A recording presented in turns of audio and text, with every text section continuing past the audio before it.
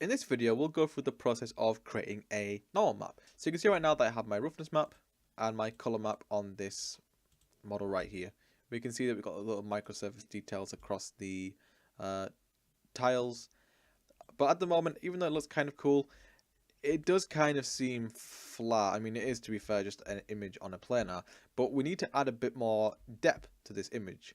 So how can we do that? Well, the main way that we can do that is by using the norm map. Now I'm going to turn on my norm map and hopefully you can kind of see a little bit of difference between the two.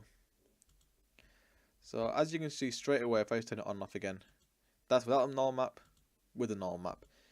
Straight away you can see that this is much more pronounced and it does add a higher sense of height and depth to my object.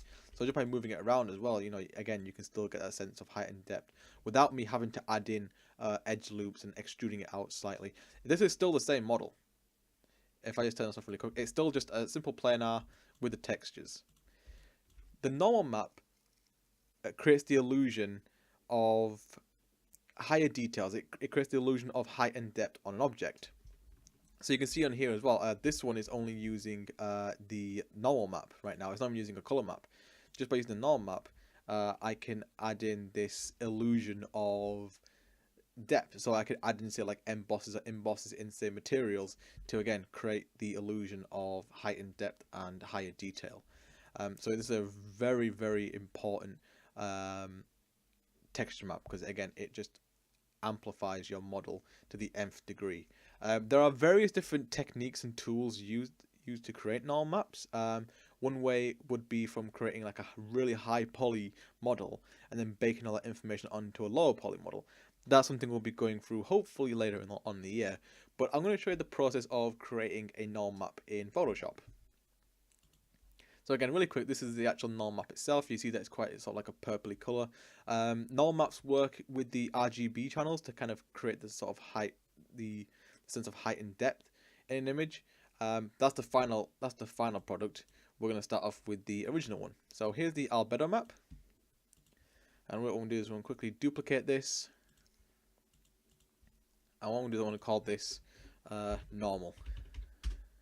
I'm going to hide that. So really quickly, I'm just going to select my grout and just quickly clean this up really quick.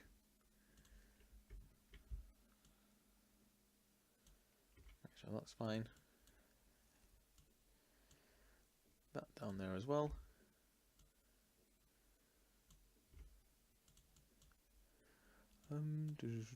I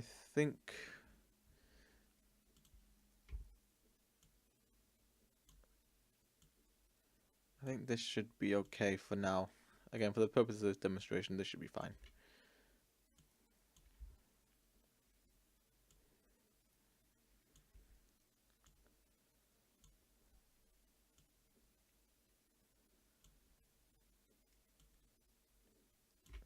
Okay, I'm going to stop there before I get too OCD about it.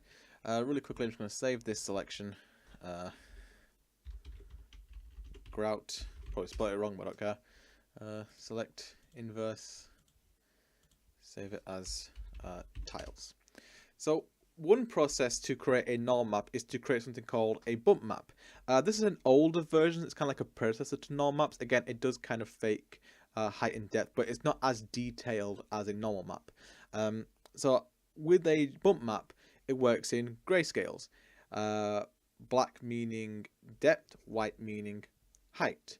So what I'm going to do right now is I'm going to select my grout and I'm going to make it black and white really quick just to make sure, and then I'm going to play around with the adjustments a little bit. So I'm going to make this relatively black because, again, it's going to add in that sense of depth because obviously the grout would be inwards. The tiles would be kind of coming out a little bit. Something like that, for instance, you know, for a quick demonstration, will do okay. And with the tiles, I want to make those relatively white. Oops, wrong one. So again, just double quickly, I'm just going to make it black and white. Maybe mess around with some of these a little bit. See, add into it. That'll be fine. Brightness and contrast, make this more towards the white. I'm going to try to get rid of much of the sort of microsurface details on this tile as much as possible.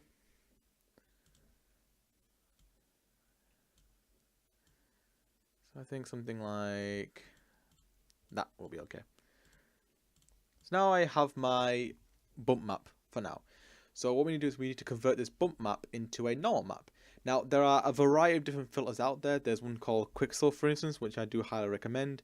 There's one at college known as XNormals, which I think is installed in most of the college computers. I recommend that as well.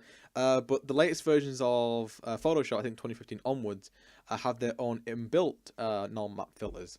So what I'm going to do now is I'm going to go to Filter, 3D, and it has the option to generate a bump map, also to generate a normal map. Now we've already created our bump map, so we don't need to generate that. We're going to go straight to generating the normal map. And what that does now, it brings up a new window for us. And we see here we have the normal map. So it gives us a 3D preview. You can change it to, like, say, a cube or a sphere, for instance. So I'm going to go towards the sphere a little bit more, just so I can kind of see how it looks. And the normal map filter here does give us a few options. So for instance, we can add a bit of a blur to our object, so we can kind of blur it out a little bit if need be. And I think that kind of works quite well, actually. And here we can change around the contrast detail, so we can add a bit more detail to it by playing on with this slider. So if I crank it up, you can see that again it's much more pronounced, and there's a bit of noise to it as well. I wouldn't really want that much noise. Again, these tiles are relatively new, so probably something like 40% for this one should be okay. Yeah. And again, we can play around with the contrast details as well, so I can hide that and make it that a little bit lower. Ooh, that's not too bad, actually. Again, just playing around with it, eyeballing it a little bit, but it does a decent job.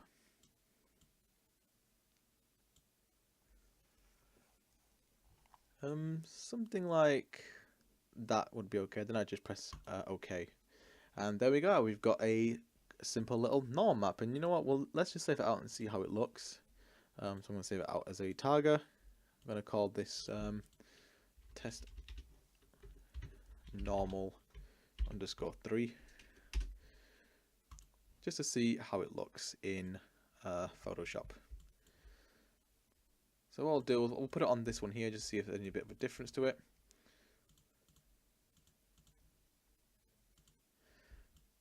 I'll just load that in. So under the textures options, where it says normal map, make sure to load it in. And then normal map 3.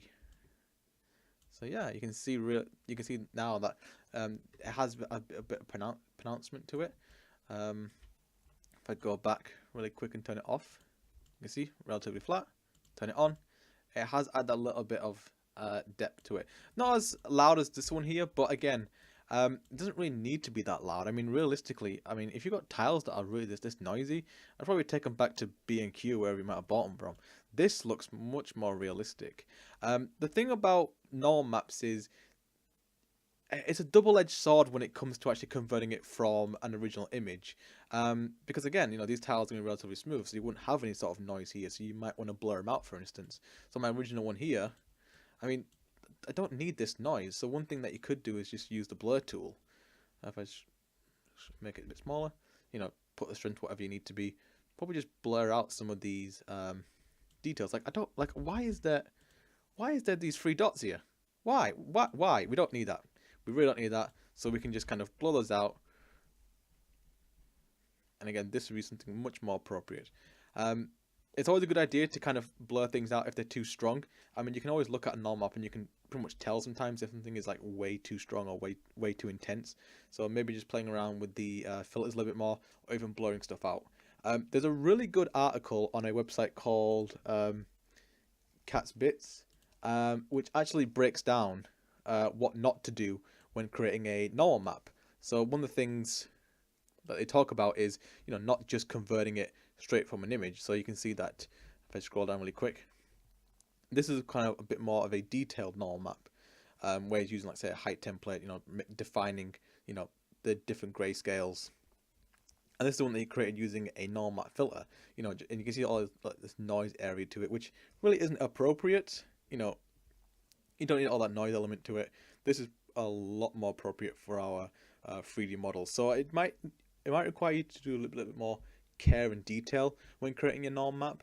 So this is a very good read, but hopefully you can see the benefits of the norm map on your 3D model. I mean, just that on a simple little tile wall looks fantastic.